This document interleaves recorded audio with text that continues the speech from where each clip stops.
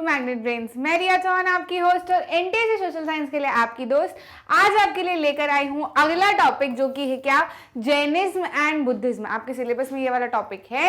तो हमने इसके पहले क्या शुरू किया था? सबसे पहले हम लोग शुरू कर चुके थे हमारा history, and I already told you कि हम हिस्ट्री कैसे पढ़ेंगे, एकदम सीक्वेंस में पढ़ेंगे, है ना, सीरीज वाइज, कि 2 मिलियन साल पहले क्या हुआ था, फिर पैलियोलिथिक, मेसोलिथिक, नियोलिथिक हुई थी, फिर इंडस वैली सिविलाइजेशन आया था, फिर वैदिक पीरियड आया था, लेटर वैदिक पीरियड आया था, अर्ली स्टेट्स जिसको हम कहते हैं। अब हम आ चुके हैं हमारे बुद्धिज्म और जैनिज्म पे। एक बार फटाफट से क्या करते हैं, टाइमलाइन रिवाइज कर लेते हैं, टाइमलाइन रिवाइज कर लेते हैं। जो लोग मेरे साथ शुरुआत से जुड़े हैं उनको ये टाइमलाइन पूरी तरीके से लर्न बिल्कुल अच्छे से हो चुकी होगी। जो लोग नए आए हैं उनसे मैं रिक्वेस्ट करना चाहती हूँ कि एक बार टाइमलाइन ऑफ इंडियन हिस्ट्री के ऊपर मैंने वीडियो बनाया है, जाकर जरूर देखिएगा, उसके बाद ही हिस्ट्री पढ़ना शुरू कीजिएगा, ठीक है। और अगर आप कंप्लीट ये वाला टॉपिक इसे समझने आया तो कोई बात नहीं, बिल्कुल अच्छे से समझाएंगे। एक बार टाइमलाइन देख लो, 2 मिलियन ईयर्स एगो पहले से हम लोग शुरू करते हैं। इसको क्या बोलते हैं, साथ में बोलना, क्या बोलते हैं, स्टोन एज। क्या बोलते हैं, स्टोन एज। स्टोन एज हमारा मेसोलिथिक, पैलियोलिथिक, मेसोलिथिक और नियोलिथिक में चला था। कितने टाइम तक? करीब 10,000 BCE तक चला था। इसके ऊपर की जो भी चीजें रहती है, मान लो ये 0 है, यहाँ पे जीसस क्राइस्ट का जन्म हुआ है, यहाँ के पहले की जो भी चीजें हैं वो क्या हो जाएगी, BCE, बिफोर क्राइस्ट, है ना, या फिर बिफोर कॉमन एरा। BC तो बिफोर क्राइस्ट, BCE तो बिफोर कॉमन एरा, और इसके नीचे की जो सारी चीजें हो जाएंगी वो क्या हो जाएंगी, CE, यानी कि क्या, कॉमन एरा, यानी कि in the year of Lord. भगवान जब आ चुके हैं, जीसस क्राइस्ट जब आ चुके हैं, उसके बाद के जो भी इवेंट्स हैं हमारे, अभी तक भी हम क्या चल रहे हैं, सी में ही चल रहे हैं, ऐसा समझ सकते हो आप लोग, ठीक है। समझ गए कि नहीं? तो इसके पहले जो भी था ये क्या, 10,000 नहीं, ये 12,000 समथिंग तक चला था। 12,000 के नीचे जब हम आते हैं तो हमारा 10,000 तक नियोलिथिक, 10,000 ही समझ लो इसको पूरा, ठीक है। ये 10,000 मेसोलिथिक जो है वो 12 समथिंग के इधर चला था, और यहाँ पे 10,000 पे नियोलिथिक आपका आ जाता है। ये पूरा आपका 10,000 समथिंग में खत्म हो जाएगा। यहाँ पे हम आते हैं कहाँ पे, 2700 समथिंग BC पे हम आते हैं, तो यहाँ पे आपको देखने को मिलता है इंडस वैली सिविलाइजेशन। ये एंशिएंट वाला पार्ट आपको पूरा 6th क्लास के NCERT में मिल जाएगा, मैंने वीडियो में बहुत अच्छे से बताया हुआ है, ठीक है। तो इंडस वैली सिविलाइजेशन यहाँ पे आ जाएगा, ये करीब चलता है 1600 तक, और फिर उसके बाद में करीब 1500 के आसपास क्या आता है, वैदिक पीरियड आता है, और वैदिक पीरियड के बाद में करीब 1000 के आसपास क्या आता है, लेटर वैदिक पीरियड। लेटर वैदिक पीरियड या फिर हम उसको अर्ली स्टेट्स भी कहते हैं, जिसके अंदर महाजनपद सॉरी आ जाते हैं। वैदिक पीरियड में हम क्या पढ़ते हैं, ऋग्वेदा के बारे में पढ़ते हैं, कि नॉर्थ वेस्ट में ऋग्वेदा चल रहा होता है, वहीं साउथ साइड में, डाउन साउथ साइड में क्या हो रहा है, मेगालिथिक एज भी देखने को मिल रही है।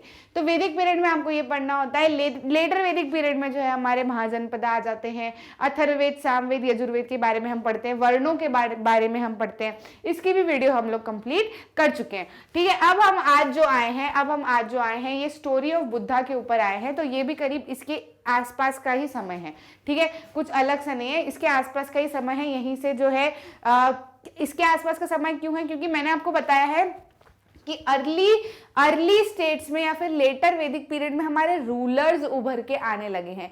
इसके पहले वैदिक पीरियड में जो हमने रूलर्स पढ़े थे वो बहुत नॉर्मल से थे, उनके कोई बड़े कैपिटल सिटीज नहीं थे, उनके कोई बड़े फोर्ट वगैरह नहीं थे, वो बहुत नॉर्मल सी जिंदगी जीते थे, सिर्फ एक लीडर के रूप में वो लोग काम कर रहे थे। लेकिन अब अर्ली स्टेट में क्या होने लगा है, अर्ली स्टेट में जो है वो रूलर्स उभर के बढ़िया तरीके से आने लगे हैं, फोर्टिफाई करने लगे हैं, आर्मीज बनाने लगे हैं, है ना, और साथ ही साथ में क्या करने लगे हैं, आर्मीज के साथ में और क्या क्या करने लगे हैं, याद करो, क्या करने लगे हैं, टैक्स लगाने लगे हैं। समझ गए कि नहीं? तो टैक्स वाली प्रथा अब जो है वो शुरू हो गई है। साथ ही साथ प्रीस्ट ने वर्णों में डिवाइड कर दिया है, on the basis of occupation लोगों को डिवाइड कर दिया है।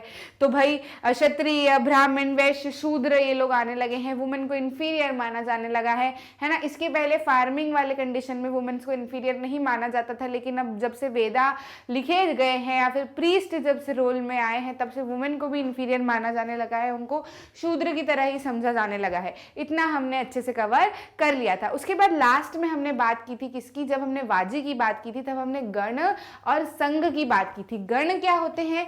गण जो है वो ऐसा ग्रुप होता है जिसके अंदर बहुत सारे मेंबर्स होते हैं, उसको हम गण कहते हैं। संघ क्या होता है? संघ मतलब एक एसोसिएशन, आपने देखा होगा ना RSS वगैरह, ये सब क्या है? संघ है ना, मतलब एसोसिएशन है, एक तरीके के लोगों का एसोसिएशन है, ठीक है। तो वहीं से बात शुरू होती है कि हमारे, जब हमने चैप्टर खत्म किया था तब उसमें ऐसा बताया गया था कि महावीरा और बुद्धा जी जो थे वो संघ को ही बिलोंग करते थे, गण को ही बिलोंग करते थे, जिसके बारे में आप अगले चैप्टर में पढ़ोगे और ये आ गया। ठीक है, तो बिल्कुल सीरीज वाइज हमारा सारा कुछ काम चल रहा है, एक के बाद एक क्या क्या चीजें हुई। तो हम बुद्धिज्म के ऊपर आते हैं। ये शुरू होती है कहानी स्टोरी ऑफ बुद्धा से। बुद्धा की कहानी के बारे में बताया गया है, जिनका नाम था सिद्धार्थ। ठीक है, इनको गौतम बुद्ध भी कहा जाता है, इनका नाम था सिद्धार्थ। तो इस समय पे क्या हो रहा था ना कि अनटचेबिलिटी भी शुरू हो चुकी थी, है ना, हमारे अर्ली स्टेट्स में अनटचेबिलिटी शुरू हो चुकी थी। और अब लोग कहीं ना कहीं न्यू वे ऑफ लाइफ, या फिर what is the true meaning of life, असली मतलब क्या है इस जिंदगी का, क्या काम है इस जिंदगी का, ये हमको मिली है तो क्यों मिली है, क्या करना चाहिए क्या नहीं करना चाहिए, ऐसी बातें अब लोग करने लगे थे और ऐसी बातों के ऊपर लोग ध्यान देने लगे थे। ये वैसा वाला पीरियड चल रहा था, समझ रहे, एक मतलब एनलाइटमेंट वाला पीरियड सा चल रहा था, ये समझ सकते हो। तो गौतम बुद्धा जी जो थे उनका नाम सिद्धार्थ था एंड ही बिलोंग्ड टू, ये क्षत्रिय थे। क्या थे? ही वो क्षत्रिय, इनका नाम गौतम भी था, is also known as Gautam and he is known as founder of Buddhism. ठीक है, बॉर्न करीब इतने साल पहले, आज से 2500 साल पहले देख लो, मतलब 2000 तो ये माइनस कर दो, पूरे के पूरे 500 और ऊपर से माइनस कर दो, तो करीब ये हम 1000 तक तो यहाँ पे पहुंच ही गए थे। तो ये 600 BC समथिंग के आसपास की बात ऊपर की होगी। ठीक है, तो 2500 साल पहले की ये बात है कि 2500 साल पहले बुद्धा का जन्म हुआ था। People were trying to find true meaning of life. इस समय पे लोग अलग अलग, मतलब सिर्फ खाली बुद्धा नहीं, गौतम बुद्ध नहीं, बहुत सारे लोग अभी उभर के आएंगे जो इस सर्च में थे। कॉमन लोग थे ना, तो common people were in search of true meaning of life and what Buddha belong to Shakya gana. जैसे मैंने आपको बताया ना, अलग अलग गण थे, बहुत सारे गण थे। हमने महाजनपदा में पढ़ा था, कई सारे गण थे, फिर वो मिलकर ही रूल करते थे, 1000 ही रूलर होते थे, मतलब 1000 लोग रूल कर रहे तो 1000 ही रूलर ठीक है, रूलर थे, बहुत सारे रूलर्स थे। तो यार वो रूरल और रूलर में ऐसा हो गया। ठीक है, तो बहुत सारे रूलर्स थे, तो बहुत सारे रूल करते थे वो लोग, साथ में एसोसिएशन में काम करते थे, उनकी ये बड़ी ताकत थी, उनके अंदर यूनिटी थी।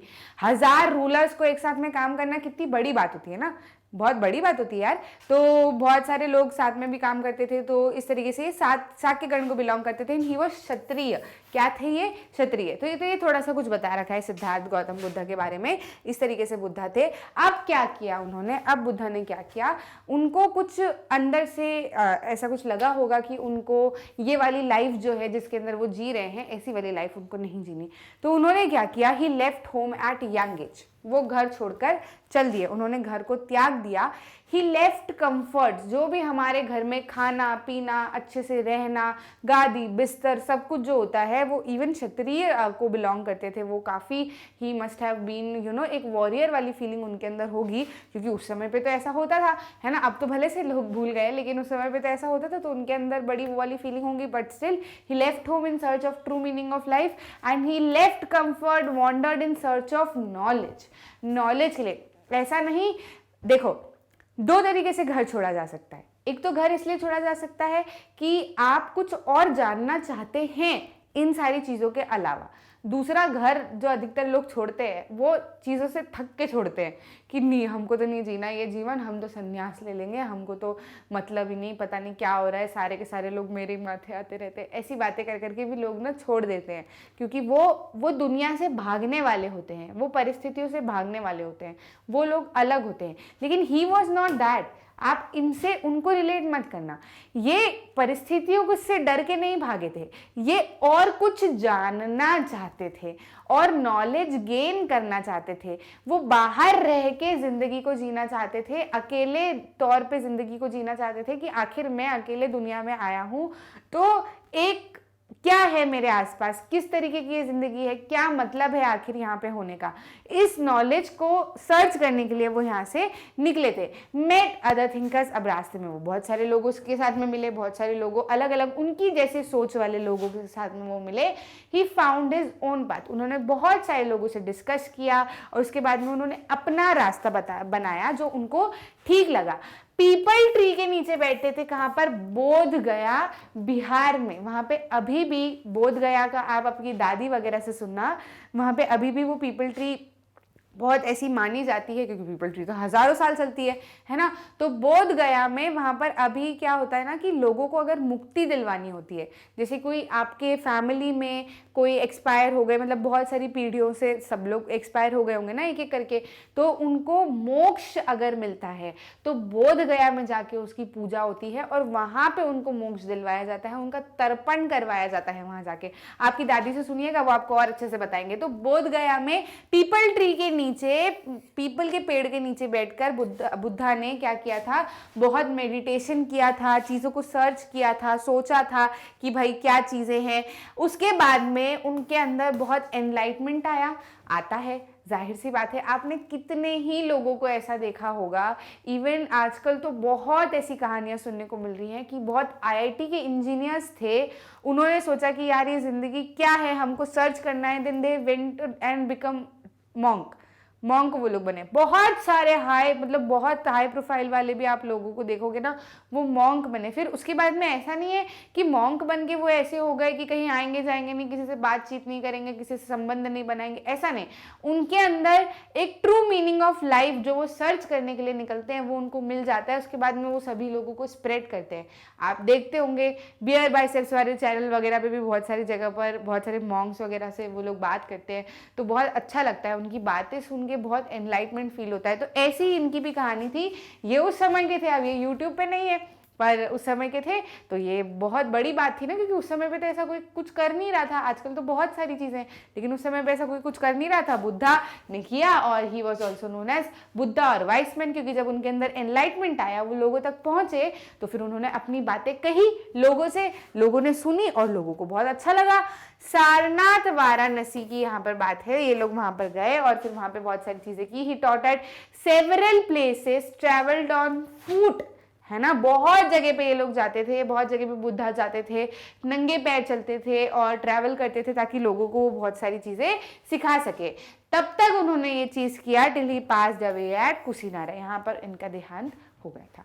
तो ये बुद्धा जी की बात है, बुद्धा की स्टोरी है। बहुत सारी चीज़ें बुद्धा ने की, इस तरीके से लोग भी बहुत सारे फिर जुड़ने लगे, क्योंकि ये बात करने लगे, अलग अलग जगह पे जा रहे थे, अलग अलग लोगों से बात कर रहे थे, तो लोग सुन रहे थे, लोगों को रियलाइज हो रहा था कि अरे यार इनकी बातें तो हमारी लाइफ से बहुत ज़्यादा रिलेटेबल है। ऑल्दो इन्होंने यंग एज पे घर छोड़ दिया था, लेकिन इनकी बातें बहुत ज़्यादा इंस्पायर कर रही थी उन लोगों को जो घर में है।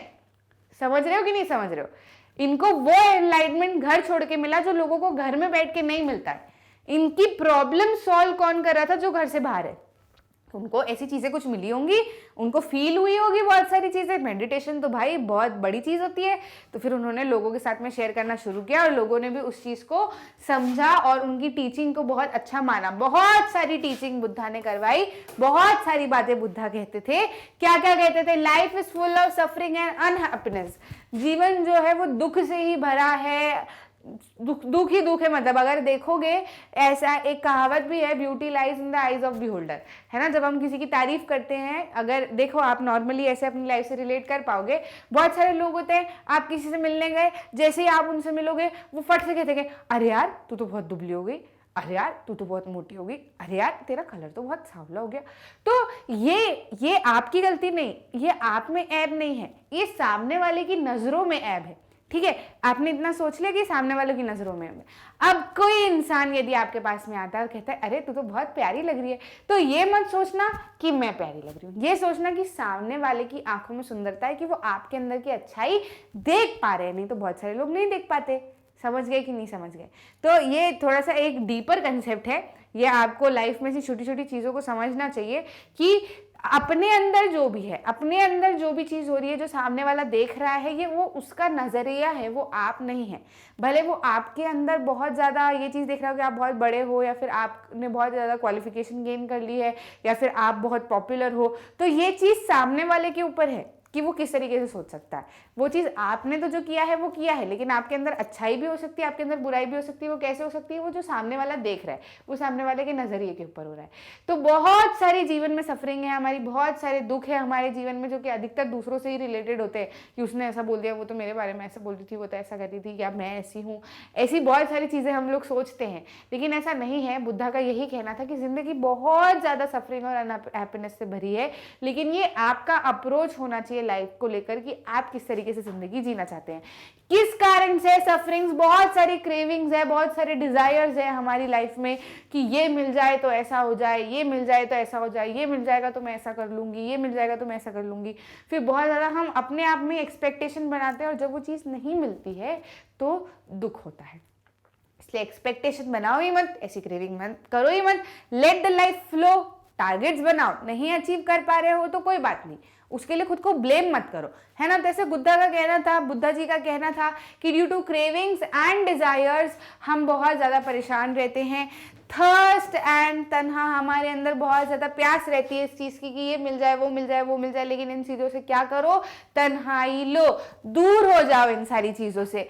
फॉलोइंग मॉडरेशन, मॉडरेशन फॉलो करके हम बहुत सारी चीज़ें अचीव कर सकते हैं। हमारे दिल दिमाग सब में हम नई नई चीज़ें सीख कर, नई नई चीज़ें कर करके हम बाकी सारे एक्सपेक्टेशन से बहुत ज़्यादा दूर हो सकते हैं।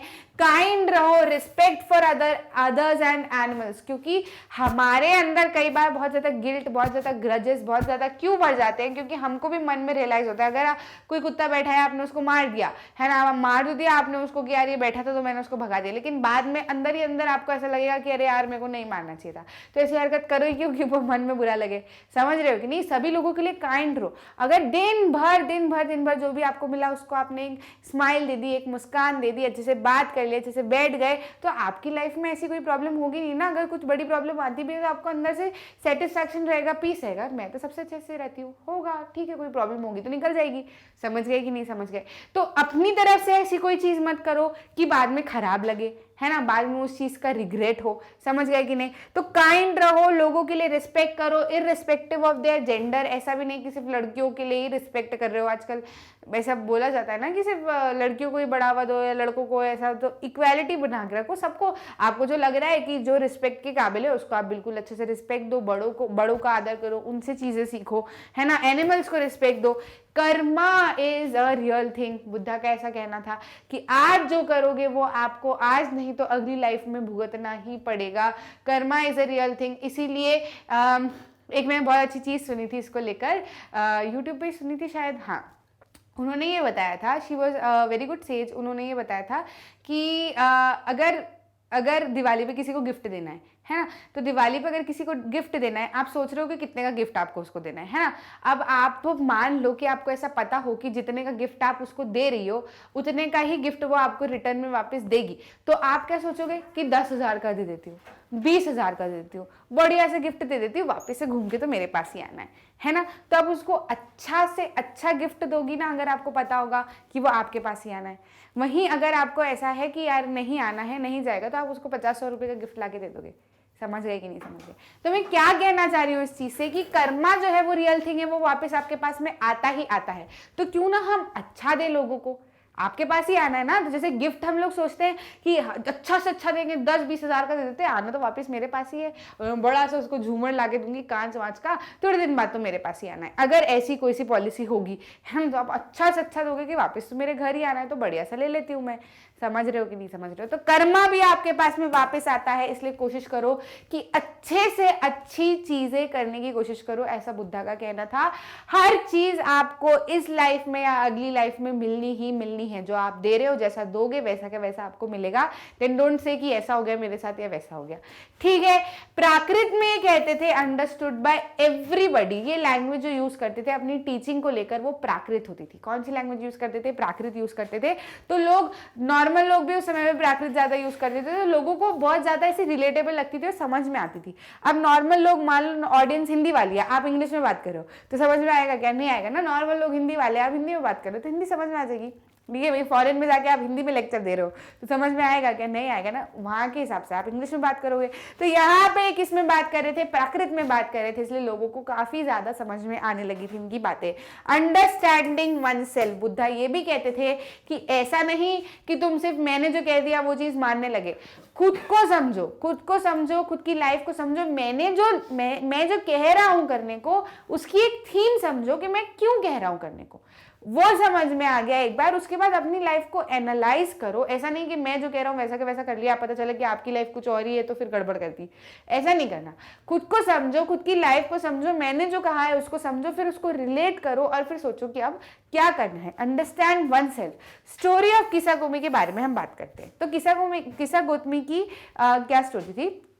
शी वॉज अ लेडी, इनके बेटे का देहांत हो गया था, ठीक है। तो इनके बेटे का देहांत हो गया था, तो अब ये लेकर उसको घूम रही थी सब दूर कि यार मेरे छोटा बेटा है, मेरा छोटा बेटा है, वो एक्सपायर हो गया, उसको बहुत रो रही थी। शी वॉज आप समझ सकते हो कि कैसा माहौल होगा, है ना। अब वो लेकर सब दूर घूम रही थी उनको कि क्या करूँ ऐसे करके। She was taking the body, है ना। अब वो बॉडी लेके घूम रही थी सभी दूर। तो फिर एक समझदार इंसान था, कहीं बुद्धा जी जो है वो बैठते होंगे उसी समय पे, तो एक समझदार इंसान था, उसने देखा तो वो किसा गौतमी को लेकर बुद्धा के पास में गए, है ना। जब वो लेकर गए तो बुद्धा ने पूछा कि क्या हो गया, तो फिर उन्होंने बताया कि ऐसा ऐसा ऐसा ऐसा चीज़ हुई। तो फिर बुद्धा ने बोला अच्छा एक काम करो, मुझे ना तुम मस्टर्ड सीड्स लाके दो। उस लेडी को, किसा गौतमी को बोला कि मस्टर्ड सीड्स लाके दो तो तुम्हारा बेटा जो है वो जिंदा हो जाएगा, है ना, ऐसा बोला। तो वो खुश हो गई किसा गौतमी, कह रहे वाह ये तो मेरे को जिंदा कर देंगे, तो बताओ मैं जल्दी से लेके आती हूँ। बुद्धा ने एक शर्त रखी कि ऐसे घर से लेकर आना जहाँ पे आज तक किसी की डेथ नहीं हुई हो। किसा गौतमी गई, बड़ी खुश हुई, उन्होंने उस चीज़ के डीपर सेंस को समझा नहीं, वो तो सिर्फ इस बात से खुश हो गई कि मेरा बेटा वापस आ जाएगा। किसा गौतमी गई, हर घर पे गई, है ना, हर घर पे बोली कि मुझे मस्टर्ड सीड्स चाहिए, अगर आपके घर पे कोई आज तक एक्सपायर नहीं हुआ है तो मुझे मस्टर्ड सीड्स दे दो। तो क्या ऐसा पॉसिबल होगा? वो जहां जहां गई वहां किसी के पति, किसी की बहन, किसी की बेटी, किसी की दादी, किसी के दादा, किसी के परदादा, कोई ना कोई तो एक्सपायर हो गई ना। जिंदगी का तो नाम ही यही है, आना है तो एक दिन जाना है, अगर आए हो तो जाना भी पक्का ही है किसी न किसी दिन। ये साल के इतने ही दिन है, इनमें से कोई से भी दिन भगवान उठा के ले जाएंगे। तो फिर इस चीज़ से बुद्धा क्या समझाना चाहते थे? इस चीज़ से यही समझाना चाहते थे कि बस आए हो तो एक दिन जाना है। अब आप मस्टर्ड सीड लेके आओ, कुछ भी लेके आओ, किसी के घर से लेकर आओ, तो कहीं ना कहीं किसा गौतमी जब सब दूर गई होंगी तो उनको ये रियलाइज होगा ना कि यार इनको भी तो दुख है, किसी के घर में तो बहुत सारे लोग ही चले गए, तो इनको भी दुख है, इनका भी बेटा गया है, इनके भी भाई बहन गए, तो मैं अकेली नहीं हूँ जिसका बेटा एक्सपायर हुआ है। सभी लोगों के यहाँ किसी न किसी की मृत्यु हुई है और वो होती ही है, आज नहीं तो कल किसा गौतमी को भी जाना होगा। समझ गए कि नहीं समझ गए? तो ये बुद्धा की बहुत सारी स्टोरीज है, आज के लिए बहुत बहुत ज़्यादा इम्पॉर्टेंट है ऐसी चीज़ें अपनी लाइफ में डालने के लिए। इवन लॉकडाउन के बाद तो बहुत सारे लोग इन चीज़ों के बारे में सोचने लगे हैं, अपनी लाइफ को समय देने लगे, अपनी फैमिली को समय देने लगे हैं।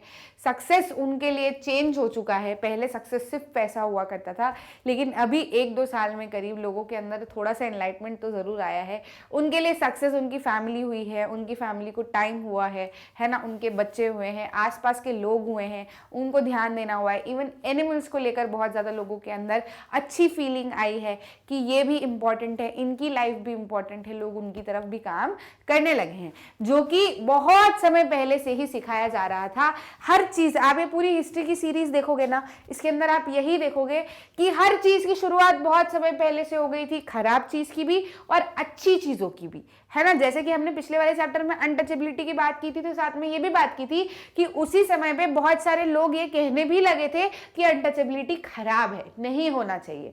बर्थ के बेसिस पे जो वर्णों को डिस्क्राइब किया है, ऑक्यूपेशन के बेसिस पे वर्णों को डिस्क्राइब किया है, ये ठीक नहीं है, ऑक्यूपेशन के बेसिस पे नहीं होना चाहिए। तो शुरुआत भी तभी से हो गई थी, चेंजेस भी तभी से आ रहे थे, सब कुछ चीजें बहुत ज्यादा वैसी की वैसी हैं, बस समय जो है वो बदल गया है, ठीक है। ऐसे ही उपनिषद की बात होती है। उपनिषद का मतलब क्या होता है?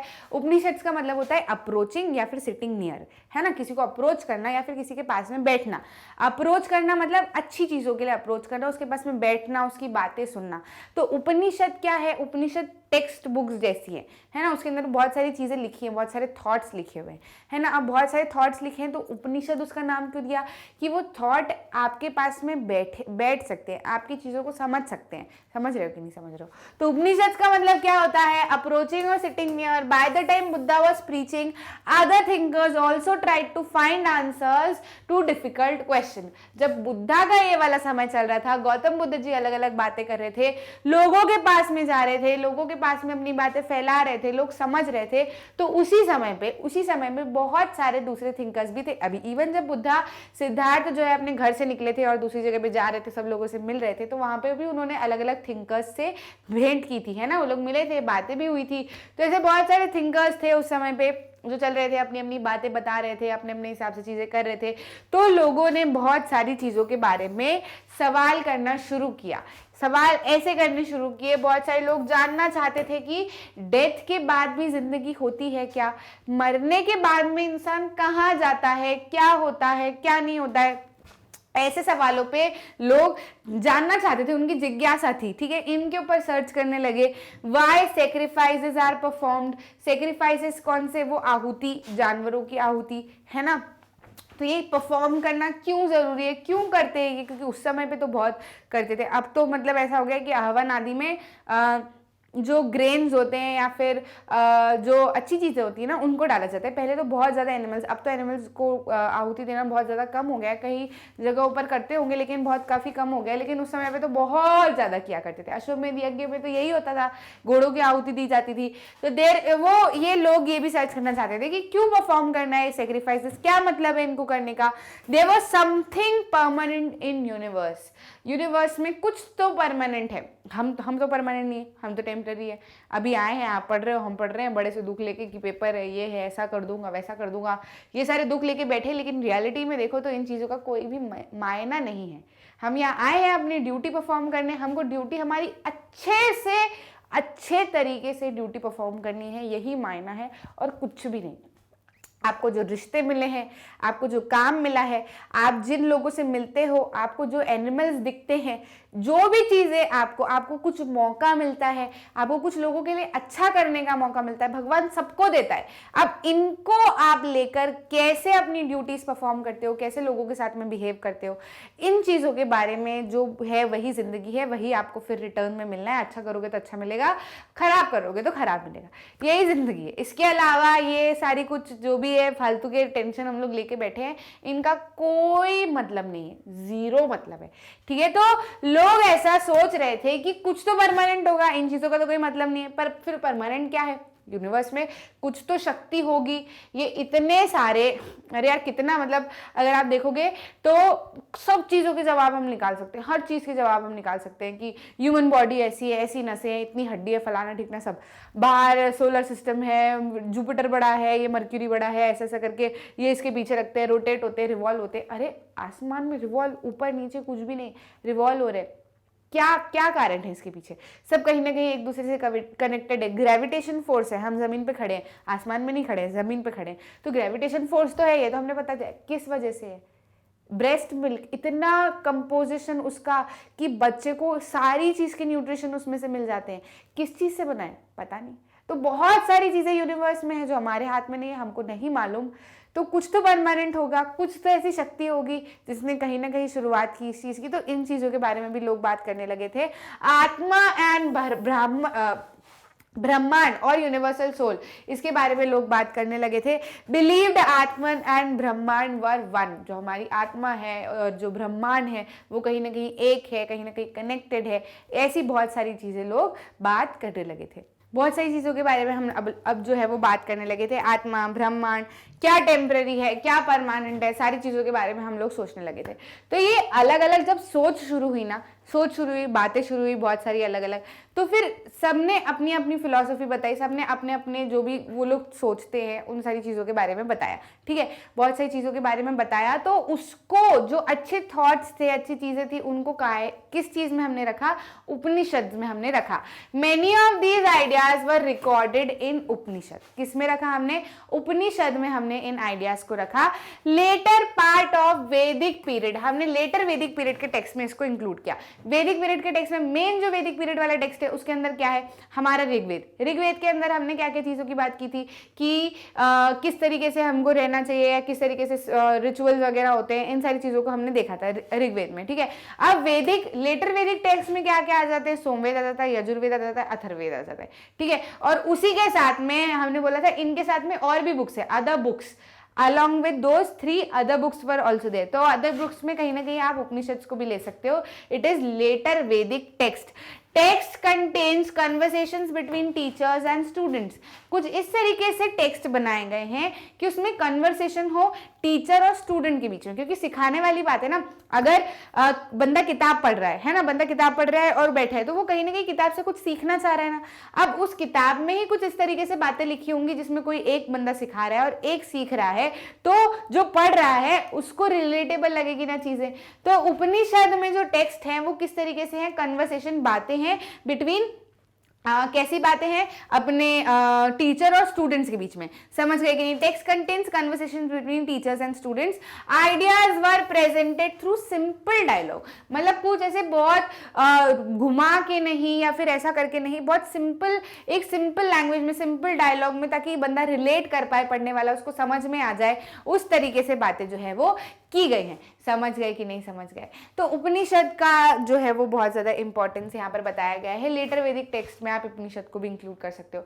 अगर एमसीक्यू में आ जाता है, अगर एमसीक्यू में आ जाता है कि which among these contains, which among these are the part of later Vedic text, तो आप उसके अंदर उपनिषद टिक कर सकते हो। लेटर वैदिक में अथर्ववेद, सामवेद, यजुर्वेद भी आएगा, तो आप उनमें से भी अगर कोई ऑप्शन में दिखे तो टिक कर लेना बिल्कुल अच्छे से। उपनिषदिक थिंकर्स जो थे, कौन कौन थे भाई ये उपनिषद लिखने वाले, कौन कौन ये थिंकर्स थे? तो basically these were men, specially Brahmins and rajas. Men में भी कौन लोग? जो ब्राह्मण थे, प्रीस्ट लोग थे, और जो राजास थे। अब आप बोलोगे मैम अभी तो आप बुद्धिज्म की बात कर रहे हो, जैन लोगों की बात कर रहे हो। जैन लोगों की बात अभी मैंने नहीं की। Buddhism was a idea, Buddhism was a philosophy, ठीक है? तो वो अभी उभर के आ रहा था, लोग उस चीज को फॉलो कर रहे थे, लेकिन जो वर्णों में डिवाइड किया था वो तो ब्राह्मण और राजा, क्षत्रिय और ये लोग भी थे ना उस समय पे, उसी में से उभर के गौतम बुद्ध भी आए थे। तो लिखने वाले कौन थे Upanishad? Upanishadic thinkers were basically men ज्यादा थे, और स्पेशली ब्राह्मण्स एंड राजास, ठीक है? तो ये भी एमसीक्यू में आपको आ सकता है, ध्यान रखिएगा।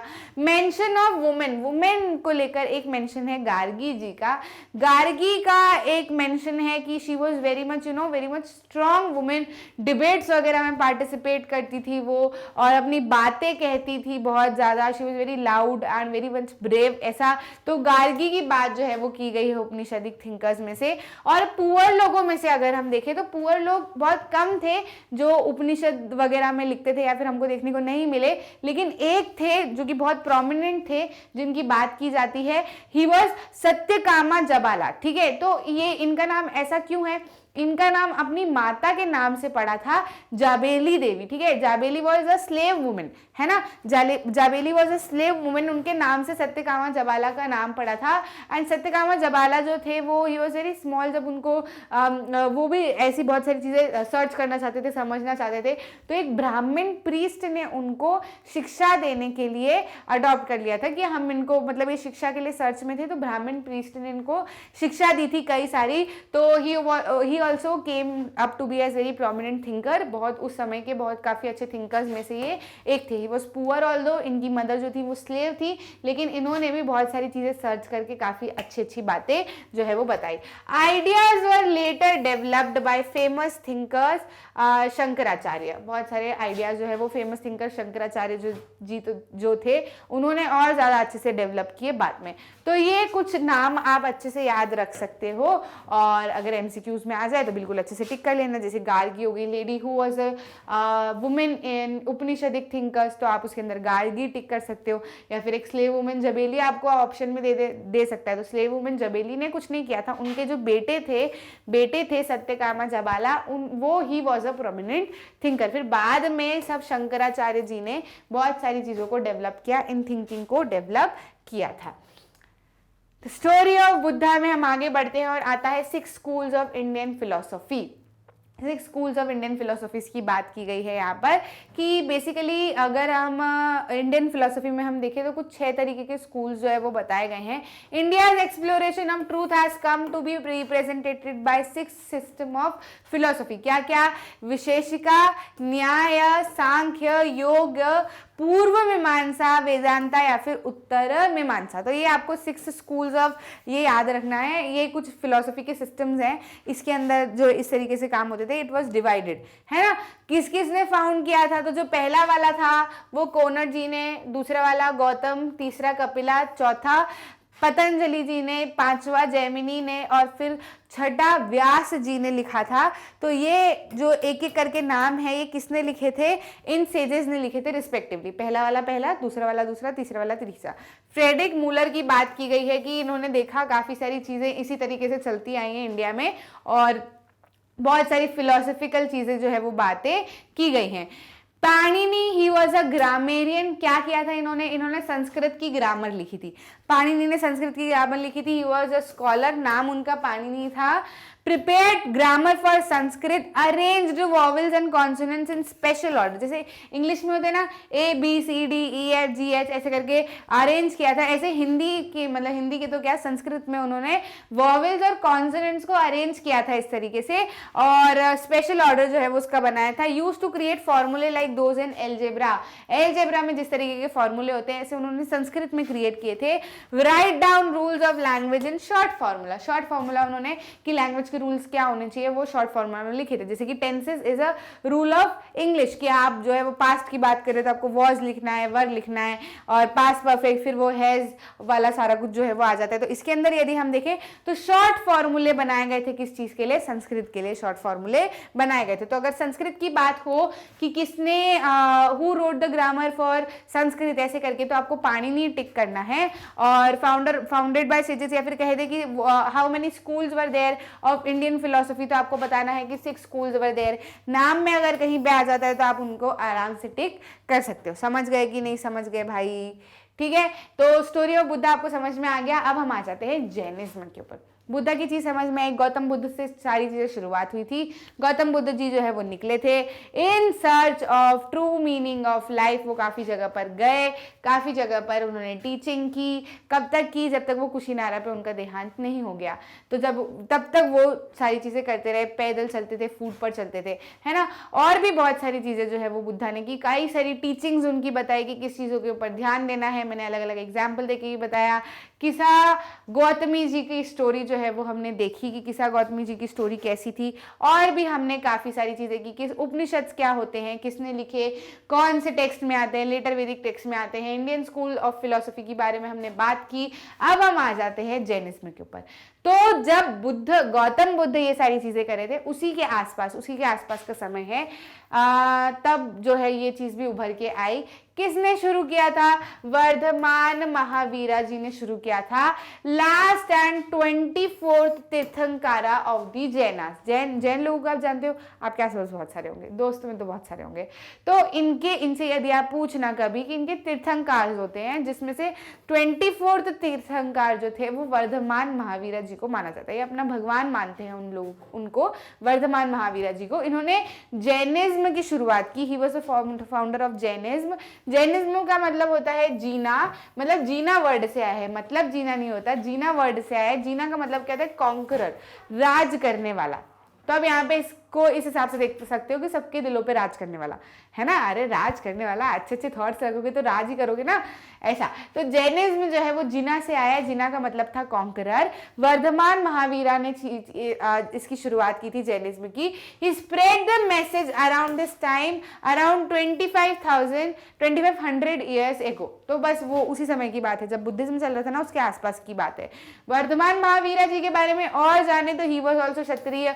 बताओ मुझे कमेंट्स में कि बुद्धा जी क्या थे, कौन से गण को बिलोंग करते थे। मैंने बताया था, कमेंट में दिखना चाहिए, बिल्कुल अच्छे से बताना। क्षत्रिय प्रिंस ऑफ लिच्छावी। लिच्छावी जो है, लिच्छावी एक जगह है, वहां के क्षत्रिय प्रिंस थे, ये समझो प्रिंस थे। Group that was a part of Vajji sangh. Vajji की मैंने बात की थी शुरुआत में, और वाजी की हमने कब बात की थी? पिछले वाले चैप्टर में, अर्ली स्टेट्स वाले चैप्टर में हमने वाजी की बात की थी। वाजी लास्ट में क्लोजर लुक लिया था हमने कि गण और संघ में काम होता था। वहाँ पे बहुत सारे रूलर्स थे, 1000 थे तो 1000 ही रूलर्स काम करते थे, साथ में इकट्ठे रह के काम करते थे। Even Ajatashatru of Magadh wanted to attack Vajji. फिर वहां से उन्होंने, अजात शत्रु ने अपने वासाकारा एक ऑफिशियल थे, उनको भेजा था बुद्धा के पास में ये पूछने के लिए कि क्या स्थिति है, क्या करना है, क्या किया जाए, बुद्धा जी आप बताइए, आप आपकी एडवाइस दीजिए। तो बुद्धा ने ये सिर्फ इतना पूछा कि क्या वो अभी भी फ्रीक्वेंट मीटिंग्स करते हैं और क्या वो लोग अभी भी गण में काम कर रहे हैं, मतलब ऐसे इकट्ठे होके। तो वासाकार ने बोला हाँ। तो बुद्धा ने बोला यदि वो अभी भी गण में काम कर रहे हैं, अभी भी फ्रीक्वेंट मीटिंग्स होल्ड कर रहे हैं, और यदि वो अभी भी चैत्या बनाते हैं अपने विलेजेस में, टाउन्स में, चैत्या मतलब जहाँ पर स्पिरिचुअलिटी की बातें हम कर सकते हैं, बैठ सकते हैं और मेडिटेट कर सकते हैं, तो अभी भी यदि वो चैत्यास बनाते हैं अपने विलेजेस में, टाउन्स में, हर जगह पर, और लोग जो है वो अपने बड़ों का आदर करते हैं या फिर काइंड है, तो अगर वो ऐसे संस्कार अभी भी लेके चल रहे हैं तो आप बिल्कुल भी वाजी को अटैक नहीं कर पाओगे। वाजी डायनेस्टी जो आगे तक भी है चलते जाएगी, वाजी लोग आगे तक भी जो है वो चलते जाएंगे, ऐसी उन्होंने बात की थी। तो वाजी संघ को बिलोंग करते थे कौन?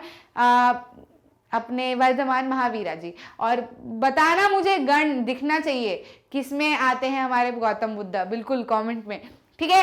Group that was a part of Vajji sangh at 30 he left home. इन्होंने यंग एज पे नहीं छोड़ा था, गौतम बुद्ध तो बहुत ही ज्यादा अच्छे समय पे निकल गए थे, बहुत यंग एज में निकल गए थे, लेकिन वर्धमान महावीरा जी ने अराउंड 30 जो है उन्होंने अपने घर को छोड़ा था and he went to forest. Hard and lonely life, 12 साल तक इन्होंने बहुत ज्यादा हार्ड जिंदगी जी थी, वन में ये रहा करते थे। अब ये प्रिंस थे ना, सोचो लिच्छावी के प्रिंस थे, अभी प्रिंस होकर वनों में रहते थे, तो इनको बहुत ज्यादा इन्होंने हार्ड जिंदगी जी, लोनली लाइफ जी, अकेले रहते थे, चीजों को सीखा। वही बाहर रहोगे, अकेले रहोगे तो एनलाइटमेंट तो आपको आएगा। Attend enlightenment at the and, बाद में आखिर में उनको एनलाइटमेंट मिला। तो ये किसकी बात की हमने? वर्धमान महावीरा जी की बात की। वर्धमान महावीरा जी ने क्या क्या सिखाया, टीचिंग्स क्या क्या थी इनकी? Leave home if you are searching for truth और if you are searching for life. अगर आप जिंदगी के बारे में जानना चाहते हो, कुछ सच के बारे में आप जानना चाहते हो, किसी ट्रुथ के बारे में आप जानना चाहते हो, तो घर को छोड़ दो। घर में रहोगे तो अलग अलग बातें, अलग अलग परिस्थितियां, अलग अलग थॉट्स, अलग अलग ओपिनियंस नहीं समझ पाओगे। घर को छोड़ो, कंफर्ट को छोड़ो। यहाँ रहोगे तो ऐसे कपड़े पहनने, ऐसे जूते पहनने, ऐसे खुद को प्रेजेंट करना है, तो उन्हीं चीजों में दिमाग को घुमाते रहोगे। अगर सच को जानना है जिंदगी के तो घर से बाहर निकलो, कंफर्ट्स को छोड़ो, बाकी सारी चीजों को छोड़ो और बाहर निकलो। फॉलो रूल्स ऑफ अहिंसा। अहिंसा की इन्होंने बात की। गांधी जी जैसे, गांधी जी तो बहुत बाद में आए, उनके पहले ही आ चुके थे वर्धमान महावीरा जी ने, इन्होंने अहिंसा की बात की थी। अहिंसा यानी कि नॉन वायलेंस, वायलेंस को बिल्कुल भी फॉलो नहीं करना। एक अगर गाल पे थप्पड़ पड़ रहा है तो दूसरा गाल भी आगे कर दो, ऐसे तो गांधी जी ने कहा था, लेकिन मतलब यही है कि वायलेंस को बिल्कुल भी फॉलो मत करो। जितना हो सके सामने वाले को अर्ज करो क्या कि वो ट्रूथ को एक्सेप्ट, ऐसे जबरदस्ती नहीं कि यही सच है, यही सच है, यही सच है, मार दूंगा, काट दूंगा, ये तूने नहीं माना तो, है ना, ऐसी सारी चीजें हम करने लगते हैं, लेकिन ये गलत तरीका है। यदि आपको सामने वाले को आप सच बताना चाहते हो, सामने वाले के अंदर आप चीजों को एक्सेप्ट करवाना चाहते हो, तो सामने वाले को फील करवाओ कि सच क्या है, ना कि उसको फोर्स करो कि सच क्या है, ठीक है। तो अहिंसा जो है वो फॉलो करो, अहिंसक बनो, मारो पीटो मत, काइंड रहो, इससे लड़ाई झगड़ा मत करो, अब्यूज मत करो लोगों को, है ना, काम रहो, शांत रहो, क्रोध मत जताओ, ऐसी सारी चीजें फॉलो करने की बात जैनिज्म में की गई। ही ऑल्सो यूज्ड प्रकृत लैंग्वेज इन्होंने यूज की थी, है ना, प्रकृत में ये बात करते थे, जैसे कि गौतम बुद्ध बात करते थे। ऐसे प्रकृत क्यों? प्रकृत के बहुत सारे फॉर्म्स थे, प्रकृत जहां पे यूज करो वो वैसी वाली। अगर प्रकृत मगध में यूज करो तो मगधी जो है, मगधी लैंग्वेज होती है ना, वो कहीं ना कहीं प्रकृति लैंग्वेज है जो कि मगध में यूज की गई, तो उसको मगधी कह दिया, ठीक है। तो प्रकृत लैंग्वेज ये यूज करते थे ताकि ज्यादा से ज्यादा लोगों तक इनकी भी बातें पहुंच सके। फॉलोअर ऑफ महावीरा क्या कहे जाने लगे? जैनास। हम जैन धर्म वाले लोगों को जैनास ही कहते हैं ना, जैना, है ना, तो जैन धर्म वाले लोगों को, मतलब वो लोग जैन धर्म फॉलो करने लगे तो वो जैनास कहे जाने लगे। तो ऐसे जैन धर्म का इमर्जेंस हुआ, ठीक है। Led simple life, beg for food, simple से सिंपल, सादी से सादी जिंदगी जियो, खाने के लिए भी बेग करो। अगर दूसरों के सामने झुकोगे तो आपके अंदर भी हम्बलनेस आएगी, तो खाने के सामने बेग करो, लाइफ जो है बहुत सिंपल जियो, स्टे ऑनेस्ट, बिल्कुल भी चोरी चकारी तो करने का ही नहीं, बिल्कुल ऑनेस्ट रहो। जो भी लग रहा है, चोरी मतलब सिर्फ ऐसे सामान की चोरी नहीं, मन से भी ऑनेस्ट रहो, मतलब ऐसा नहीं कि कह कुछ और रहे और कर कुछ और रहे, है ना, तो इस चीज के लिए भी ऑनेस्ट रहो। स्टील बिल्कुल भी मत करो। ऑब्जर्व सेलिबेसी, यानी कि आपको किसी भी सेक्सुअल एक्टिविटीज के अंदर इन्वॉल्व नहीं होना है। सेलिबेसी आपको ऑब्जर्व करनी है, आप बिल्कुल अच्छे से इस तरीके की लाइफ आप जिए, आपको सेलिबेसी को साथ में लेकर चलना है।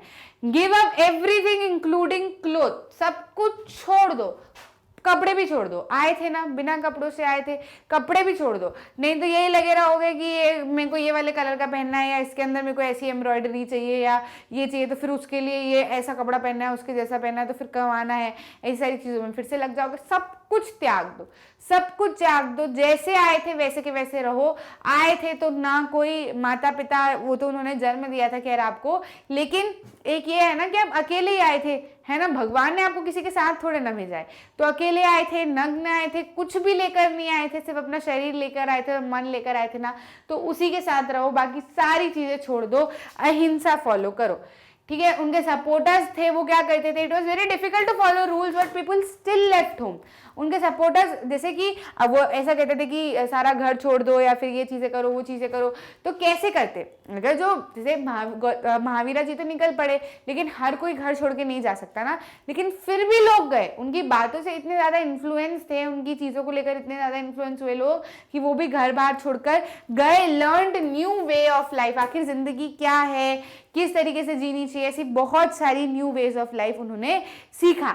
मैनी स्टेड बिहाइंड, ऑल्दो बहुत सारे लोग जो नहीं कर पाते थे, जो नहीं अपनी रिस्पॉन्सिबिलिटी छोड़ के जा सकते, जिनको नहीं ऐसा था कि हम नहीं जा पाएंगे, हमको रिस्पॉन्सिबिलिटी जो है वो उठानी है अपने घर की, ऐसा, तो उन्होंने क्या किया, उन्होंने सपोर्ट किया दोज हू बिकेम मॉन्क। मतलब ऐसा नहीं कि फिर वो घर पे है तो वो कह रहे हैं कि जो दूसरा मॉन्क बन रहा है तो उसके लिए खिल्ली उड़ा रहे हैं, उसको कह रहे हैं कि अरे ये तो भाग गया, अपनी जिंदगी से भाग रहा है इसलिए जा रहा है, ऐसा नहीं किया। उन्होंने सपोर्ट किया उन लोगों को जो मॉन्क बने, जो त्याग करके आगे बढ़े, जिन्होंने त्याग किया और वो लोग आगे बढ़े, उनको सपोर्ट करते थे। दे प्रोवाइडेड देम विथ फूड, खाना वगैरह, जैसे कि अगर वो भिक्षुक बने हैं ना, तो फिर वो भिक्षुक बनते हुए आए, अगर उनके घर पे आए हैं या फिर कहीं पे रह रहे हैं तो उनके लिए खाना प्रोवाइड किया। तो ये बैकग्राउंड वाला काम भी लोगों ने किया। सपोर्टेड मेनली बाय ट्रेडर्स, ये वाला काम सबसे ज़्यादा किसमें, ट्रेडर्स में। आप अभी भी देखोगे तो जैन बनिया लोग ही कहते हैं, वो ट्रेडर्स ही होते हैं ना अधिकतर, आप उनके इसमें देखोगे तो वो बिजनेसमैन ही रहते हैं। तो बेसिकली शुरुआत से it was supported by traders. Farmers को थोड़ा सा दिक्कत होती थी, क्योंकि अब ऐसा कहा जाता था कि कीड़े भी मत मारो, या नहीं मरने चाहिए तुम्हारे हाथ से। इवन शाम को भी लोग, जैन धर्म वाले लोग 6 बजे के आसपास खाना खा लेते। क्यों? क्योंकि रात में पता नहीं चलता कि कोई कीड़ा गलती से मर गया, खाने में आ गया या कुछ भी हो गया, है ना। उसके पहले उजाले में सारा कुछ काम कर लो, ऐसा, क्योंकि उस समय पे तो लाइट नहीं होती थी ना, तो उजाले में सारा काम कर लो ताकि आपके हाथ से किसी भी जानवर की मृत्यु ना हो, है ना। तो इसलिए जो है वो ऐसा बहुत सारे रूल्स थे, काफ़ी सारे, स्टील नहीं करना है और जानवर नहीं मरने चाहिए, आपके हाथ से कोई पाप ऐसा नहीं होना चाहिए। तो फार्मर्स को थोड़ी सी दिक्कत होती थी, क्योंकि फार्मिंग करना है तो दवाई तो छिड़कनी पड़ेगी, कीड़े खा जाएंगे नहीं तो सारी की सारी फसल ना अपनी, अब कीड़े ही फसल खा जाएंगे तो फिर क्या ही मतलब निकलेगा, तो उनको तो मानना पड़ता था। तो फार्मर्स के लिए थोड़ा सा डिफिकल्ट था, और ट्रेडर्स ने बहुत ज़्यादा इन चीज़ों को फॉलो किया। जो नहीं कर पा रहे थे तो वो बैकवर्ड से सपोर्ट करते थे कि आप खाना पहुंचाना या फिर अलग अलग स्टेज की व्यवस्था करना, ऐसी चीज़ें लोगों ने की। कहाँ कहाँ तक फैला जैन धर्म? नॉर्थ इंडिया, गुजरात, तमिलनाडु और कर्नाटक तक जैन धर्म जो है वो फैला। टीचिंग्स ट्रांसमिटेड ओरली, कैसे फैला? ऐसा कुछ लिख के भेजते थे, इंस्क्रिप्शन भेजते थे, या पाम लीव्स ब्रिज पे भेजते थे? नहीं, अब वो वाला जमाना थोड़ा सा निकल गया है ना। तो ये कहाँ तक भेजते थे भैया? He used to teach via oral, ऐसा जहां जहां जाते थे वहां जा जाकर अपनी बातें ओरली लोगों तक पहुंचाते थे। Return in the form of, मतलब अगर लिखा हुआ हमको कहीं पे मिला है, कहीं पर लिखा हुआ अगर वो मिला है तो वल्लभी गुजरात में मिला है। वल्लभी गुजरात में एक जगह है, वहां पे हमको इंस्क्रिप्शन के तौर पे बहुत सारी चीजें दिखी हैं, उन्होंने ऐसे इंस्क्राइब किया है, बहुत सारे लोगों ने, बहुत सारी चीजें वहां पे बताई गई है। तो वल्लभी में हमको रिटर्न फॉर्मेट में भी मिला है, कहीं कहीं लिखे हुए में भी बहुत सारी चीजें हमको मिली है। करीब 1500 साल पहले की बात है, 1500 साल पहले वल्लभी में ऐसी सारी चीजें हुई जो कि हमको देखने को मिली, ठीक है। रिटर्न फॉर्मेट में वहां पर है। संघ क्या होता है? संघ is an association of those who left home.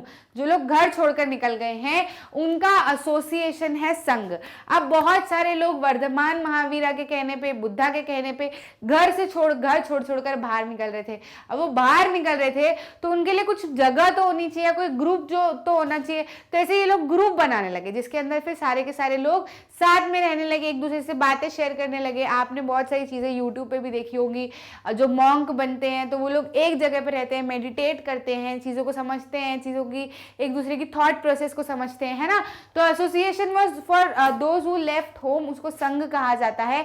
विनय पिताका एक किताब है जिसके अंदर ये संघ में रहने के रूल्स बताए गए हैं। क्या बताए गए हैं? रूल्स बताए गए। विनय पिताका में संघ में रहने के रूल्स बताए हैं। Rules made for Buddhist sangh are return in Vinaya पिताका।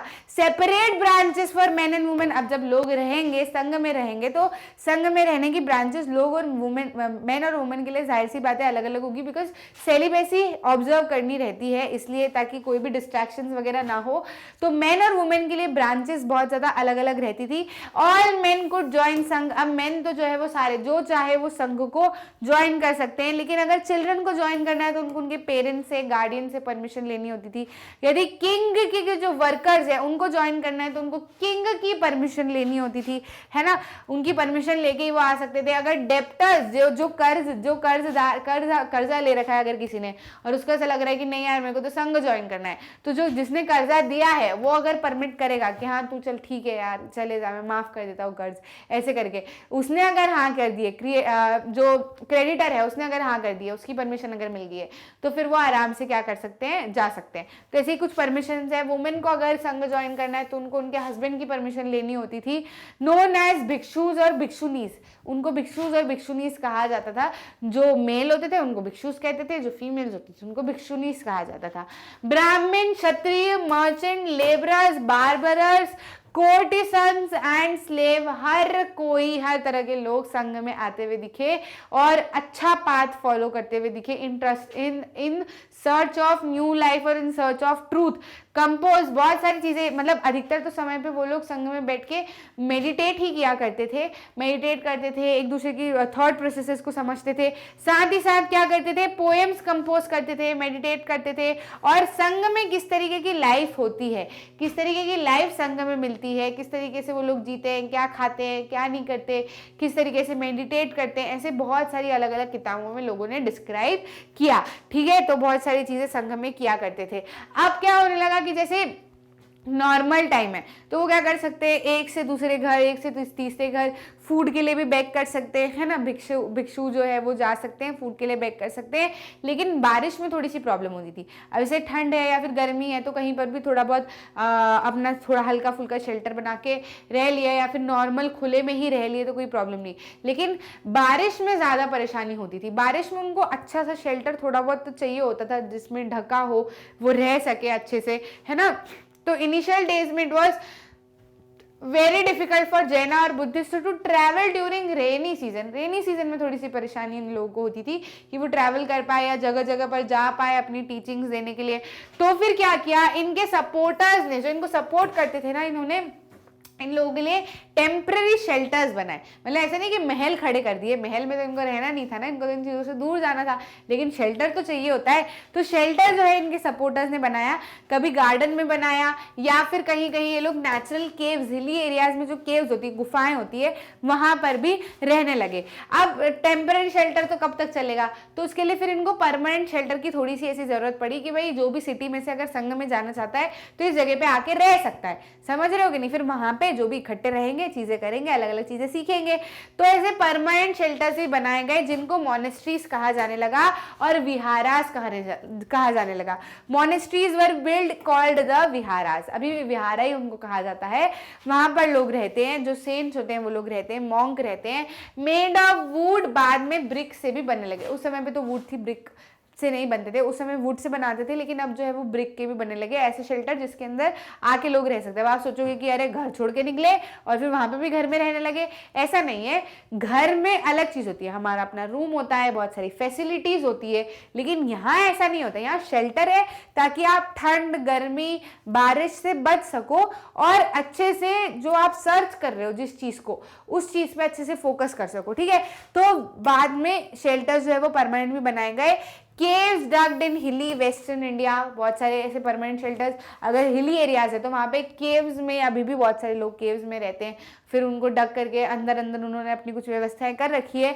लेकिन अगर हमारे आसपास वाली जगह पर आप देखो विहारा वगैरह, तो आपको ब्रिक वगैरह के बने हुए दिखते हैं या फिर वुड के बने हुए दिखते हैं। जैनिज्म के बारे में अगर और बात करें तो ऐसा कहा था, बुद्धा ने कहा था कि as water of river lose their name and separateness when they flow into mighty ocean, so are one and ranks and family forgotten when followers of Buddha joined orders of monk। इनका ऐसा कहना था कि जिस तरीके से नदी जब ओशन में मिलती है, नॉर्मल नदी है, बड़ी सी नदी है ना, अब वो उसको अगर वो अपने एरिया में है तो वही एक सोर्स है, तो लोग उसको बहुत अच्छा मानेंगे कि अरे जैसे हमारे इधर शिप्रा नदी है मान लो, तो शिप्रा नदी अरे बहुत ऐसी पवित्र है, ऐसा वैसा, तो उसकी अच्छी एक रैंक समझ लो, अच्छी पोजीशन है, काफी अच्छा मानते हैं, है ना। अब जब यही आकर ओशन में मिल जाती है, तो जिस तरीके से कोई नदी बड़े ओशन में जाकर मिलती है, तो ओशन में थोड़ी पता होता है कि ये शिप्रा नदी का पानी है, ये इस तरीके से आ रहा है, नहीं पता होता ना, वहां तो पूरी एक जैसे मिल जाएगी।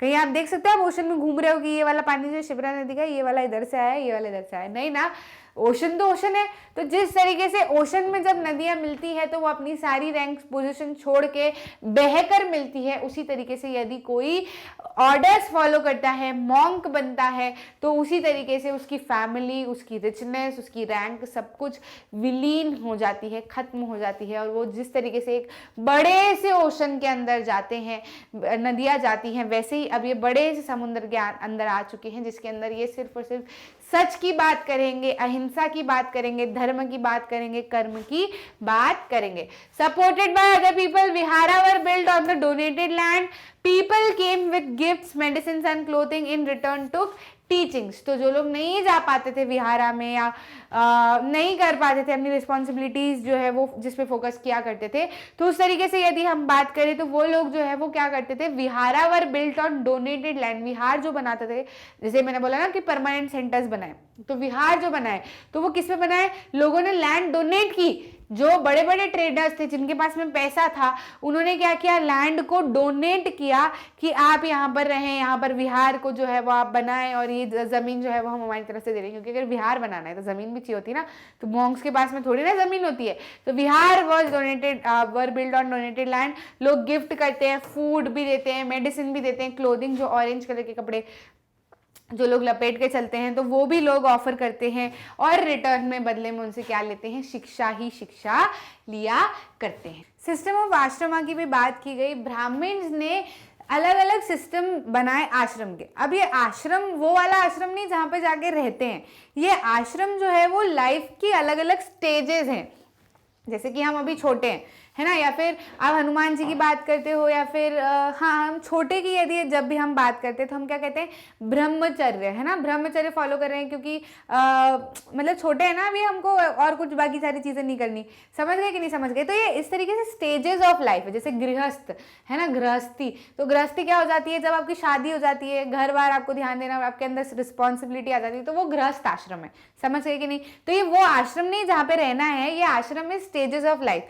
तो ब्राह्मण्स ने कुछ स्टेजेस ऑफ लाइफ जो है वो डिफाइन की, है ना। ब्राह्मण्स डेवलप्ड सिस्टम ऑफ आश्रम एट द सेम टाइम, उसी समय पे, नॉट फॉर लिविंग और meditation but it is a use for a stage of life. 4 आश्रम जो है वो बताए गए, ब्रह्मचर्य, गृहस्थ, वानप्रस्थ और संन्यास। ठीक है, तो ये संन्यास जो है वो किस तरीके से होता है, सारे एक एक स्टेजेस की हम बात करते हैं। ब्रह्मचर्य की हम बात करें तो ब्रह्मचर्य कौन फॉलो करते हैं भाई, ब्राह्मण, क्षत्रिय, वैश्य, lead simple life, study Veda during early ages of life. शुरुआत के लाइफ के शुरुआती दौर में क्या करो, वेद पढ़ो, सिंपल लाइफ जियो। कौन कौन कर सकते हैं ये, ब्राह्मण, क्षत्रिय, वैश्य, शूद्रों का नाम यहाँ पर नहीं लिखा गया है। तो ये ब्राह्मण्स ने डिवाइड किए हैं, तो फिर इसलिए उन्होंने शूद्रों का नाम नहीं लिखा, बाकी हर कोई कर सकता है, ठीक है। तो गृहस्थ में उसके बाद में अगली स्टेज क्या आती है, गृहस्थ आती है, marry and live as householders, शादी करो, उसके बाद में हाउस होल्डर की तरह पे अपना जीवन यापन करो और आगे की जिम्मेदारियों को संभालो। वानप्रस्थ में क्या आता है, जब आप शादी वादी हो गई, थोड़े से बहुत बूढ़े हो गए, बच्चों को सेटल आपने कर दिया, उसके बाद में फॉरेस्ट में निकल जाओ और क्या करो, मेडिटेट करो, जिंदगी के बारे में समझो। उसके बाद में आता है संन्यास, सब कुछ छोड़ दो उसके बाद में और बिल्कुल पूरे सन्यासी की तरह पर जीवन यापन आप करो, ठीक है। Women were not allowed to study Veda and follow the ashramas chosen by the husband. Women की क्या स्थिति थी कि वो वेदा को नहीं पढ़ सकती थी, वेद को नहीं पढ़ सकती थी, और पढ़ सकती थी मतलब पढ़ने नहीं दिया जाता था, and they had to follow, वो वाला आश्रम उनको फॉलो करना होता था जो उनके हस्बैंड फॉलो कर रहे हैं, मतलब उनकी इच्छा के अनुसार, ठीक है। मतलब ऐसा नहीं कि उनकी संन्यास लेने की इच्छा है तो और हस्बैंड कह रहा है कि नहीं नहीं घर पे ही ध्यान देना है, तो फिर वो वुमेन नहीं कर सकती, उसको घर पे ही ध्यान देना पड़ेगा। उस समय की बात होती है, अब तो सब कर सकते हैं, ठीक है। तो इस तरीके से 4 आश्रमों की जो है वो बात की गई थी। अब इसके बाद में एक छोटी सी चीज और समझना, कि आपको बुद्धिज्म जो है वो 2 तरीके से दिया गया है। इतना वाला पार्ट तो जो है आपके हाँ, आपके ये वाले हिस्से में जितना मैंने पढ़ाया वो आपके एक चैप्टर में दिया हुआ है, हाँ, वो इसके अंदर हमने बहुत सारा जो है वो सारा कुछ कवर कर लिया। अब इसके बाद में आप जब वो ट्रेडर्स पिलग्रिम्स वाला चैप्टर पढ़ते हो, उसके अंदर छोटा सा हिस्सा है बुद्धिज्म का, उसकी मैं आपको छोटी सी समरी दे देती हूँ। क्या समरी है भैया कि इतना तो यहाँ तक हो गया था, जैनिज्म आ गया, बुद्धिज्म आ गया, ठीक है। अब क्या हुआ कि कुषाण जो डायनेस्टी है, कुषाण रूलर थे एक कनिष्क। कौन थे कुषाण रूलर? कौन थे? कनिष्क थे, ठीक है। कनिष्क जो थे उन्होंने क्या किया, करीब 1900 साल पहले की बात है ये, 1900 साल पहले उन्होंने क्या किया कि डिस्कस की चीज़ें, बुद्धिस्ट स्कॉलर्स वगैरह को बुलाया, सबकी मीटिंग बुलाई और बातें की, ठीक है। अब इनकी कोर्ट में एक व्यक्ति रहते थे जो कि पोएट थे, है ना, पोएट थे, उनका नाम था अश्वघोषा, ठीक है। तो वो बहुत ज़्यादा उन्होंने बायोग्राफी वगैरह भी लिखी थी बुद्धा को लेके, अश्वघोषा ने बायोग्राफी लिखी थी बुद्धा को लेके। फिर इन्होंने बातचीत की सबसे कि क्या है, कैसा क्या है, हमको इस चीज़ को स्प्रेड करना चाहिए, बहुत अच्छी सारी बातें हैं, है ना। फिर उसके बाद धीरे धीरे जो अश्वघोषा थे उन्होंने ही जो बुद्धा की बायोग्राफी और बुद्धा के लिए जो भी चीज़ें लिखी थी और बहुत सारी राइटिंग्स संस्कृत में लिखना शुरू की, अश्वघोषा और बाकी बहुत सारे लोगों ने, ठीक है। अब इस समय तक क्या हो गया था कि महाना बुद्धिज्म के नाम से जो है वो नई चीज़ शुरू हो गई थी, जिसके अंदर बेसिकली 2 चीज़ें थी। एक तो ऐसा कि अभी तक जो बुद्धिज्म को फॉलो करते थे या फिर बुद्धिज्म जो देखने को मिलता था वो कैसे मिलता था, उनके जो स्टैचूज वगैरह वो देखने को मिलते थे, कैसे मिलते थे कि नॉर्मल पिक्चर बनाया हुआ है जिसके अंदर वो पीपल ट्री के नीचे मेडिटेट वगैरह कर रहे हैं, ये वाली चीजें, है ना। लेकिन अब क्या करने लगे, स्टैचूज बनाने लगे, ठीक है। पहला पार्ट तो इसका ये था कि स्टैचूज बनाने लगे बड़े बड़े अलग अलग जगह पे, ताकि लोग जो है वो बहुत ज्यादा उनसे जुड़ा जुड़ा सा महसूस करे। दूसरी चीज ये करने लगे कि जो लोग थे जो निकल चुके थे, मॉन्क बन चुके थे, उनको बोधिसत्वास कहा जाने लगा। और ये बोधिसत्वास जो थे, इनसे ऐसी उम्मीद की जाती थी कि जब ये इनका एनलाइटमेंट हो गया है, इनको अंदर से वो जो चाहिए था, जो सच की प्राप्ति थी वो इनको अब मिल चुकी है, तो वो क्या करें, केव्स में रहे और बिल्कुल पूरी तरीके से मेडिटेशन पे ही अपना ध्यान लगाए। लेकिन बहुत सारे लोगों ने जो एनलाइटमेंट उनको मिला उसको स्प्रेड करना जो है वो पसंद किया। तो ये जो बोधिसत्वास थे ये बहुत ज़्यादा फेमस हुए, आगे आगे तक बढ़ते रहे, लोग इनसे मिलने आने लगे और अलग अलग जगह पे जाने लगे, टीचिंग से सीखने लगे। तो बहुत ज़्यादा, मतलब चाइना, जापान, सब दूर बहुत ज़्यादा ये फैल गया, इवन इंडोनेशिया, श्रीलंका, है ना, ईस्ट साइड में भी बहुत ज़्यादा फैल गया, वेस्ट साइड में भी बहुत ज़्यादा फैल गया, तो जापान वगैरह में भी बहुत ज़्यादा फैल गया। तो बुद्धिज्म इस तरीके से बहुत ज़्यादा स्प्रेड हो गया। अगर आप यहाँ पर देखो तो थेरावादा बुद्धिज्म जो है यहाँ पर माना जाने लगा ईस्ट वाली साइड, श्रीलंका और इंडोनेशिया वाली साइड में, ठीक है। तो इस तरीके से बुद्धिज्म जो है वो फैला। इसकी बात जो है उसमें अंदर की हुई है, छोटा सा पार्ट है, ज़्यादा कुछ बड़ा नहीं है। हाँ, तो ये बोधिसत्व को आप याद रख सकते हो, और महायाना और जो 2 तरीके के बुद्धिज्म है उनको आप याद रख सकते हो। फिर पिलग्रिम्स की बात होने लगी। अब जैसे ये जब ये बढ़ने लगे थे ना, ये लोग रहने लगे थे केव्स वगैरह में, तो बहुत बड़े जो किंग और क्वींस थे वो भी इनके लिए मोनेस्ट्रीज बनवाना शुरू कर दिया, विहार बनवाना शुरू कर दिया कि ये लोग यहाँ पे रहे, डोनेट करते अलग अलग चीज़ें, मतलब एक दान की तरह पे इस चीज़ को मानने लगे और काफ़ी अच्छा मानने लगे। फिर उसके बाद में पिलग्रिम्स की बात होने लगी कि जैसे जैसे समय बदलता गया, ट्रेडर्स जो है वो ट्रेडिंग करने के लिए आते थे यहाँ पर हमारे इंडिया में, तो उनके साथ में बैठ बैठ के बहुत सारे लोग पिलग्रिम्स की तरह पर आते थे। पिलग्रिम्स मतलब जो तीर्थ करने आते हैं ना, तो वो यहाँ पर आते थे चीज़ें सीखने के लिए, बुद्धा की चीज़ें सीखने के लिए। तो जापान चाइना से बहुत सारे लोग आए थे, जिसमें से 3 नाम जो है वो हमको बताए गए हैं। एक तो फाजियान के बारे में बताया गया है, फाजियान के बारे में बताया गया है, एक जुआन के बारे में बताया गया है, और जुआन जैंग के बारे में बताया गया है, और किसके बारे में बताया गया है, आई किंग के बारे में बताया गया है ना। ये 3 जो है वो बताए गए, ये पहले आए थे, फिर ये आए थे, फिर ये आए थे। तो इनकी कहानियाँ बताई गई हैं। फाजियान जो है वो बताते हैं कि ये बंगाल से इन्होंने शुरू किया था। तो जब ये वापस रिटर्न जा रहे थे तो इनको बहुत ज़्यादा एक बड़ा सा स्टॉर्म आया था बीच में रास्ते में, जब वो पानी के थ्रू जा रहे थे, सेलिंग करते हुए सी में, तो पानी के थ्रू जा रहे थे। तो जब स्टॉर्म आया तो जो उसमें बोट में बहुत सारे लोग बैठे थे, तो उन्होंने बोला कि अपनी जो जो भी बिलोंगिंग्स है सारा कुछ नदी में डाल दो। तो ये जो फाजियांग थे, इन्होंने सारा कुछ तो नदी में डाल दिया, लेकिन जो बुद्धा की किताबें इनके पास में थी और बुद्धा की स्टैचू जो ये अपने साथ में लेकर जा रहे थे अपने कंट्री में, तो इन्होंने उसको नहीं छोड़ा, बिल्कुल भी नहीं छोड़ा। करीब 13 दिन तक इनका ये जो स्टॉर्म चला, लेकिन इन्होंने एक भी चीज़ बुद्धा की नहीं फेंकी। तो ये बताते हैं कि बहुत ज़्यादा दिक्कतें हमको फेस करनी पड़ी, लेकिन लेकर गए थे, है ना। तो बहुत लंबा रास्ता था। इस तरीके से फाजियान की कहानी है। जुआन जैंग के बारे में अगर हम बोलें तो ये आए थे यहाँ पर, और उसके बाद में जब ये वापस चाइना को रिटर्न जा रहे थे तो ये इतने सारे सामान यहाँ से लेकर गए। गोल्ड सिल्वर की बनी हुई बुद्धा की मूर्ति करीब 20 हॉर्सेस के ऊपर लाद कर 600 अपने जो मैन्यूस्क्रिप्ट्स थे इनको लेकर गए, है ना। मतलब बहुत सारा सामान यहाँ से बुद्धा का लेकर गए कि वहाँ पर मैं फैलाऊंगा, ऐसा करके। तो ये लेकर गए। ही was also very much famous Pilgrim. ये वहाँ पर लेकर गए और लोगों के अंदर फैलाने चाहते थे, लेकिन रास्ते में जब ये इंडस से होते हुए जा रहे थे तो बहुत सारी इनकी जो मैन्यूस्क्रिप्ट्स थी वो घूम गई, ठीक है, जिसमें से कुछ 50 एक मैन्यूस्क्रिप्ट्स कुछ ऐसा बताते हैं कि रही उनके पास में।